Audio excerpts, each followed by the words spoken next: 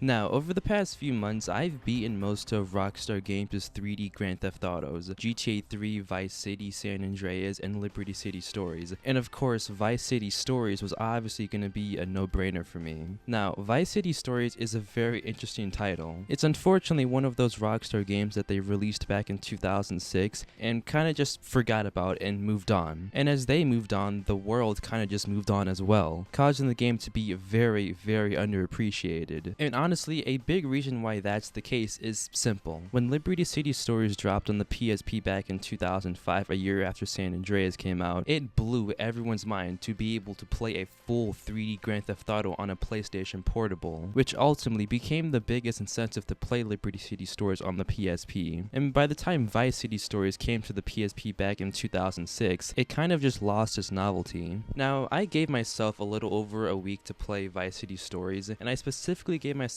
that much time because I knew that I could beat the game in like 3 days, but I really just wanted to try and take it slow, take my time with it, see everything the game offers, and just enjoy this PSP/PS2 title. And I had a fun time with this game.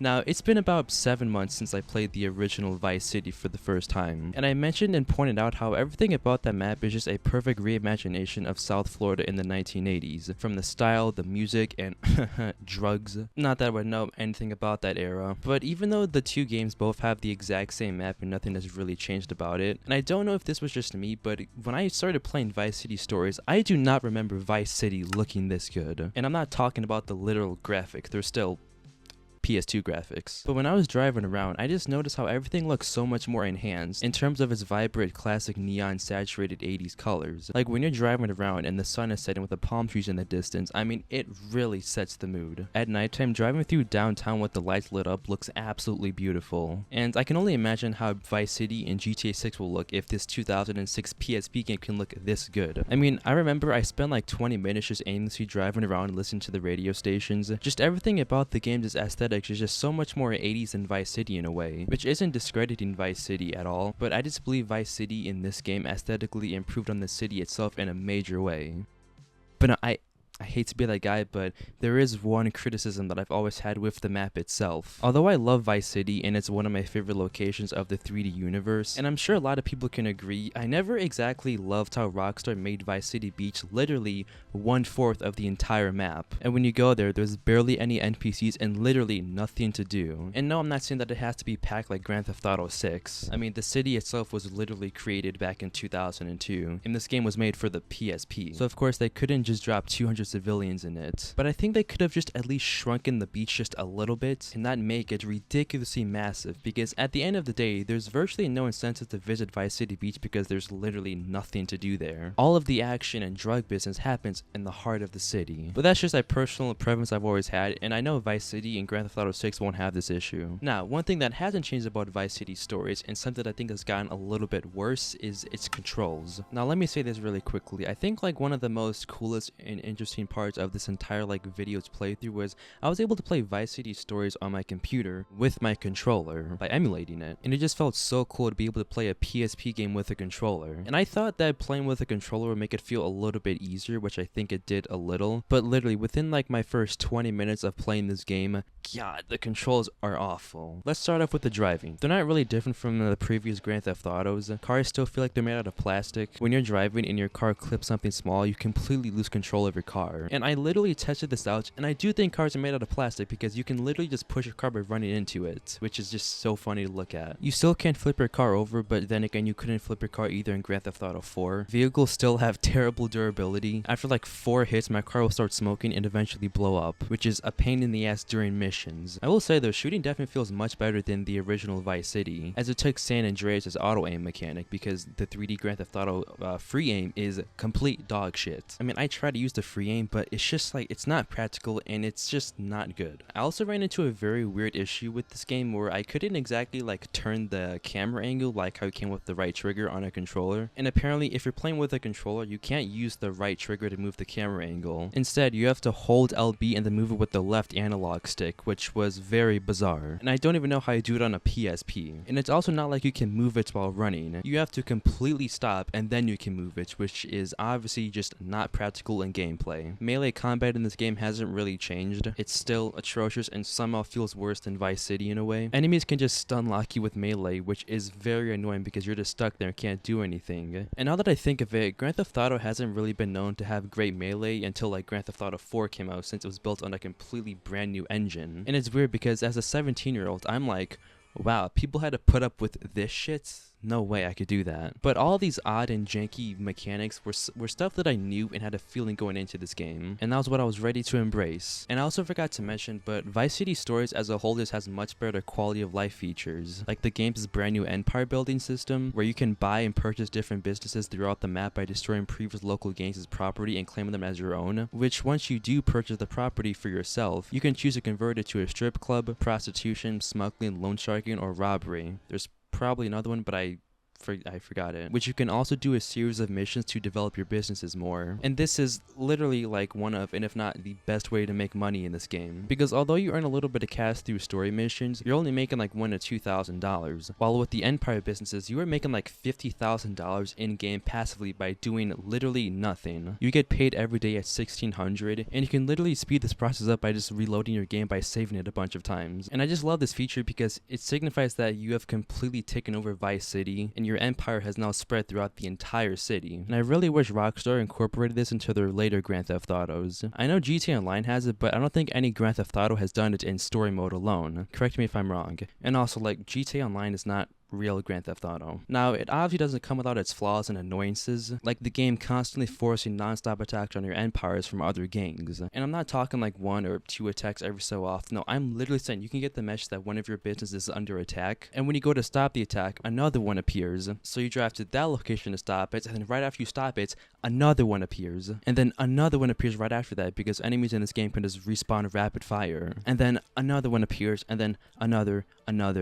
And it gets to the point where you are so far away that you can't even stop it in time, so you're forced to just pay up at that point. And it was seriously giving me Grand Theft Auto Online memories of just the frustration of the game spawning hordes of attacks on your MC businesses. And it really sucks because the more your properties get destroyed, the less money you make out and miss out on. Even when I bought all 30 of the properties, because I thought once you own all of the businesses, the raids will then stop, but no. Every 30 seconds, one of them is under attack. And it got to the point where I just didn't care and couldn't be bothered to protect them anymore because I had well over $1 million. And there's really not a whole lot to spend your money on besides guns and the businesses once you've unlocked all of them. But other than those little criticisms I've had for the businesses, I overall liked the addition they added to this game. And it was also Rockstar's first attempt at ever doing something like this, which I have to respect. But now that we generally got most of what has been added to Vice City Stories out the way, let's start diving more deeper into this game fully. Its mission designs.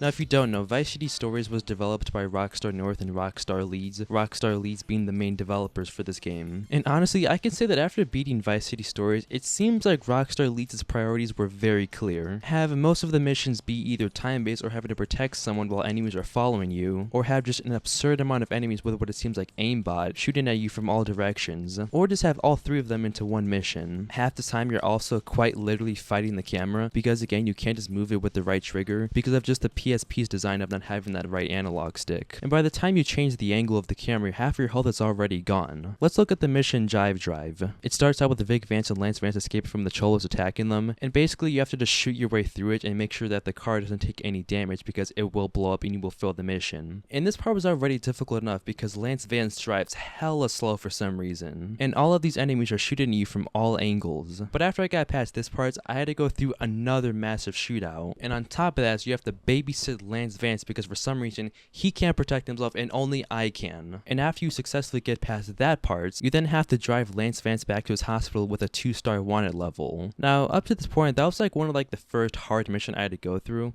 Well, maybe besides the forklift mission, which made me almost want to quit the game right there. But only from there, the missions just got so much more harder, difficult, and just more BS. And also, I forgot to mention, if you fail a mission in this game, there's no checkpoints because games back then, didn't really implement having a checkpoint that much. So if you're going through a miserable mission that you just do not want to go through and you fuck up one part and die, well, gotta restart from the entire beginning. And I'm not even saying that is a bad thing, it's kind of just that's really what makes the game more intense, because if you mess up one little thing, you mess the entire mission up and you have to redo it again. But for Vice City Stories, it sucks because the missions are sometimes not even fun, just infuriating as shit, and they're also just way longer than Liberty City Stories ever was. Like, I've beaten all 3 of the trilogies, and yeah, they have their moments. Express Where to Go in GTA 3, not being able to open your minimap and see exactly where you're supposed to go while under a certain amount of time, Vice City's RC helicopter mission, supply lines in San Andreas, but I do not recall any of them being anywhere near as hard as Vice City Stories. Whether you like it or not, Vice City Stories is hands down the hardest Grand Theft Auto in the 3D universe, excluding the 2D games because I don't know how hard they are. I mean, just some of these missions make me ask,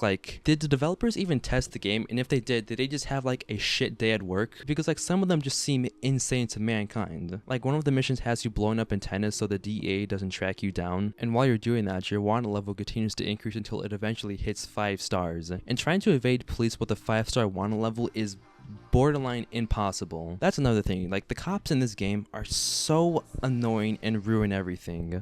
Not even in missions, dude. In free roam, Vice City is just littered with cops to a ridiculous level. I understand that Vice City takes place in 1984 and is a very corrupt city with drug business going everywhere and gangs killing each other, but I kid you not when I say that there was a cop on every street I was on. Anytime I was doing something illegal, of course there's a cop. If I'm just trying to test out a weapon, of course there's a cop. Or if I mistakenly back up to a car, of course it's a fucking cop car and I get a wanted level. Or when a gang starts attacking me and I start defending myself, of course there's a cop and they begin attacking me. What is that racist bullshit? Literally, enemies in this game can attack and shoot at you all they want and the cops don't bat an eye, but the second you start shooting back at them, that's when they get the beating on you. And it's so much more annoying in missions because cops gonna show up and arrest you at the most inconvenient times, and it's so hard to avoid it because since this game is very clunky, cops can just open your door and arrest you even when you start driving off. Or I'll be trying to clear out a gang's property so I can acquire it for my own business, and as I'm mowing all these enemies down, of course there's a cop at the perfect time and they begin beating on me. And this also goes for police chases. Police chases in Vice City Stories with a 5-star wanted level is just brutal.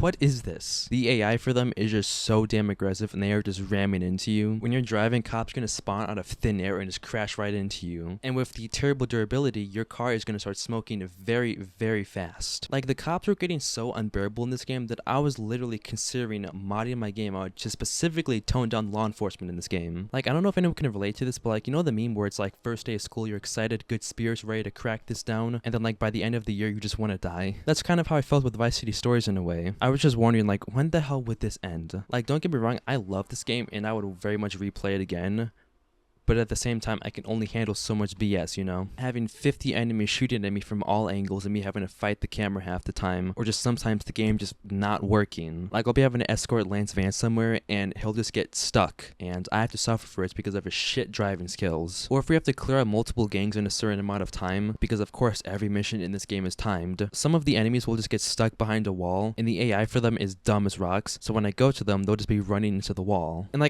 I'm sorry if it sounds like I'm whining so much because I probably am, but dude, I am just sick and tired of these timed-based missions, me having to protect people in a certain amount of time, having to kill enemies before my vehicle blows up, and having the game thinking that I'm just a superhero and being able to take on hordes of enemies all by myself with nobody helping me, with terrible controls. What I find funny is how every single character in this game always needs me to do them a favor, but when I get sent along for these fetch quest missions, nobody wants to help me. And again, I don't want this to seem like I'm just bitching because I feel like I did a lot of that in my Elden Ring video, but Vice City Stories is just one of those games where it's not ruins, but its main con and drawback from players completing the game is its frustrating and infuriating mission designs that I can only imagine how it was to complete on a PSP, and I can only imagine how more painful it must be with a smaller screen and worse controls. But I do have to give credit where credit's due, because although the missions can be very painful and infuriating, I would be lying if I said that the missions in this game did not have variety in them. Like, maybe not San Andreas where we're flying jetpacks and stuff, but the game includes racing, playing as a robot slave. That one mission where you shoot a bunch of zombies is just so much fun, and there's just so much more to do. They all feel unique and don't feel like the same like Grand Theft Auto 4 copy and paste type deal. My favorite mission in this game, and the main one that made me fall in love and appreciate Vice City stories even more, was the mission where Rockstar literally had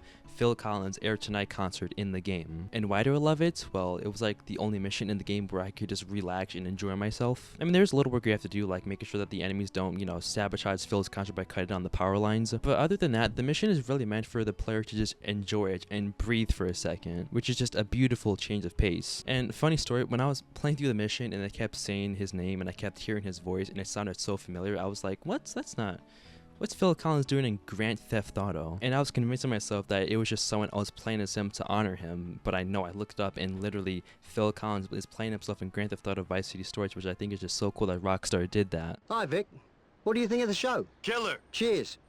Hey, Barry. I'm glad you're thinking of my well-being. I could do with a break. I obviously can't, you know, play the concert because I'm not trying to get claimed out here by YouTube. But if you haven't played it, you have to play for yourself because it is just such a, it's an experience. Now, I can't say the same variation for side missions in this game, which are mainly the empire building missions to develop your businesses more. Now, for me, I've never really messed with these missions that much because, you know, they're all like the exact same and have little to no variation in them, turning them more into collectibles, which, you know, like me and like you, I don't really like that. And some of them, especially for the robbery missions, are just like, yeah, I'm good off that. Like, you have to steal from vehicles before they reach their destination, but at the same time, cops and other enemies are following you and are trying to kill you. And it's so hard to stop the vehicle because of the circumstance that you're in. And when I realized that's how it worked, I kind of just tapped out immediately. Now, there's certain ones that I don't mind, like the prostitution missions. They're not so bad because you're literally just driving around and dropping off different women to very desperate men. It still gets kind of boring after a while because it's the exact same thing over and over and over, but they literally only take like 30 seconds to do at a time. And before I cover this game narratively, which I'm not going to cover the entire story of the game because I don't really like covering or retelling an entire story of a video game, I do want to quickly gloss over this game's radio stations. I mentioned how in my Vice City video, I said how I think the game had the best radio stations in pretty much the entire Grand Theft Auto series. Well, I guess behind San Andreas, but let's be real, 80s and 90s music is always going to be number one. But after playing Vice City Stories, I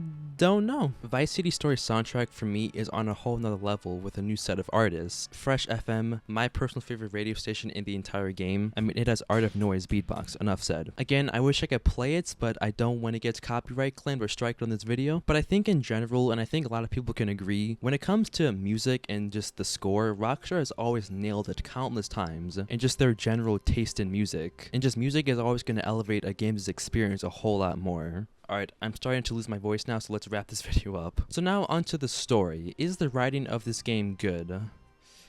You know, it has some solid writing. You know, the game was written by the legend Dan Houser. I love all the different cameos from other characters from the original Vice City that play a big role in the story. It has a lot of more memorable characters this time around. I mean, I can only recall like 2 characters from Liberty City Stories off the top of my head. It has its funny moments with Vic Vance and Lance Vance, and just all of the corrupted characters like Ricardo Diaz. That coke is doing something to your brain, buddy. No, it just helps me think. However, kind of like how I said about Liberty City Stories, all Vice City Stories is simply doing is just telling you how him and his brother became the biggest kingpins in Vice City before Tommy Vercetti came in to conquer the city himself. It's not bad writing at all. It's decent and has its moments, but it's not really anything we haven't seen with like San Andreas. I will say though, the overall premise of the game kind of reminded me of Nico Bellic's story from Grand Theft Auto 4, because it kind of followed that same plot where Nico moves to America to live the American dream. God, that was bad. But it results in him just working for mobsters or doing a bunch of legal work that he didn't want to do in the first place. And in Vice City Stories, he gets kicked out of the army, and he begins doing a lot of drug work for people around the city to make a little bit of more money, even helping his own brother. And it also ends up in his love interest getting killed off, like how Katie got killed off in Grand Theft Auto 4. But other than that, the story isn't like insane. It follows a very generic plot line, kind of. I will say, even though that the story isn't like, you know, crazy, I do think it is a bit more structured and organized than the original Vice City in a way. as Vice City's story kind of felt like it was trying to tell too many things at once, and kind of felt like it was going off in different directions with very loosely connected missions. Now, one thing that was very annoying throughout the story is the characters, and let me start off with Lance Vance. Dude, Lance Vance has got to be just one of the worst brothers out there. In the original Vice City, Lance Vance didn't really have any sort of character development through the story, so I never really gave a shit about him because I just didn't really know anything about him. However, after playing Vice City stories with his personality and just him as a whole being more fleshed out, I can say that I'm glad Tommy Vercetti killed him in Vice City. The game just portrays Lance Vance as just this crappy brother who only looks out for himself. He whines and gets what he wants, and if he doesn't, he throws a fit about it. He gets Vic into all of these shenanigans with gang violence and drugs, and always makes it seem like it's his fault. And again, he always asks Vic to do him a favor all the time, like stealing drugs and bringing them back to a hideout spot. But when his little brother needs him the most, he doesn't help him. Plus, Lance Vance is literally the one responsible for getting his love interest, Louisa, killed. Not that I really cared about Louisa, but it was the only emotional part throughout the story. But for me, it didn't really tug my heart like it was intended to. Part of that is because me personally, I just feel like the romance of this game is very generic and randomly thrown in, mainly because Vic overall as a character is pretty boring and not really that interesting compared to the other Grand Theft Auto protagonists, so they had to just throw something in there for him. It just follows the same basic, oh, you meet a doped out chick who's married to a crazy man, doesn't take care of her kid, is addicted to cocaine like everyone was in the 80s. Vic feels bad for her, she notices that, and then boom, they fall in love. But I think it's funny how when Vic knows that it's his fault that he got Louisa killed, he doesn't even say anything or help him up. Hey, Vic, I know you cared about her, man. But she wasn't right for you. Vic. Hey, Vic. Family's what matters. Also forgot to mention, Lance Vance also got his little brother killed in the first 5 minutes of the original Vice City, and just left the scene. You know, as I progressed through the story, I started to feel Vic's frustration of getting set off to do these dirty work for morons and getting nothing in return, well, I guess besides money, but it almost reminded me of John Marston in Red Dead Redemption 1. Everyone is always asking you for a favor, and Vic is just giving and giving and giving, and everyone is just taking and taking and taking, and there's no real clear vision of what Vic is even trying to do for these people, besides, I guess, drugs. I will say though, Lance Vance is definitely a very comical character when he isn't being a dickhead. All right, baby. This is the Lance Vance dance. You got to, all right, pop it and lock it, yeah. Wow. And that's due to him being better written and more fleshed out and not being just some random stranger on the side tagging along for these missions. And if there's one thing that this game does so well at, is that Vice City Stories doesn't feel like a watered down version of Vice City. When I covered Liberty City Stories, I said how for a handheld Grand Theft Auto game on the go, it does its job. If you're on a road trip and want to bust out the PSP and play some Grand Theft Auto, it does that, but it's just okay. Its entire story and everything it offers is pretty surface level and is fairly lackluster compared to other Grand Theft Auto games. But Vice City Stories manages to be a handheld game, but at the same time being able to hold up to the standard of a regular PlayStation 2 Grand Theft Auto, having a bunch of content to keep you entertained like the Empire businesses, and all those other side activities like vigilante, time trials, and races. And after finally seeing all the praise for this game, it is very unfortunate that this game has basically been left for dead on the PlayStation 2 and PSP, unless you emulate it or just buy a PS2 or PSP. But thank you all for watching to the end of this video. I do have a lot of other games I want to cover in the future, like God of War 2018, Outer Wilds, so look out for that. But thanks for watching, and I'll see you guys in my next video. See ya.